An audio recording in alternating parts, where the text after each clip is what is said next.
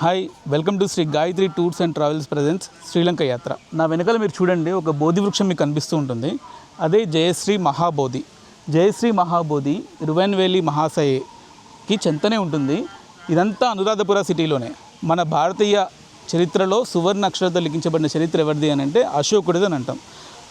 అశోకుడు కళింగ యుద్ధం తర్వాత శాంతి మార్గాన్ని అనుసరించి బౌద్ధిజాన్ని పాటించి శాంతిదూతగా మారాడు. ఆయన కుమార్తె సంఘమిత్ర. ఆ సంఘమిత్ర బుద్ధుడికి జ్ఞానోదయమైన బోధి వృక్షానికి దక్షిణ కొమ్మని తీసుకొని శ్రీలంకకు వచ్చింది సముద్ర మార్గంలో. ఆమె వచ్చినప్పుడు ఇక్కడున్న మహారాజా ఆమెకు ఘన స్వాగతం పలికి ఆమె తెచ్చిన బుద్ధుడి జ్ఞానోదయం అయితే ఎక్కడైందో ఆ వృక్షాన్ని నుంచి తీసుకొచ్చిన కొమ్మని ఆమె చేతులతోనే ఇక్కడ నాటింపజేశారు. అదే ఇప్పుడు మహావృక్షమై బుద్ధులకి మహా జ్ఞానోదయాన్ని పంచుతుంది. Now we are in Sri Mahabodhi tree. This is more than 2,500 years old. This is one of main part in Anuradhapura city. This bring in King Asoka's daughter in Sangamita Thero before 2,500 years.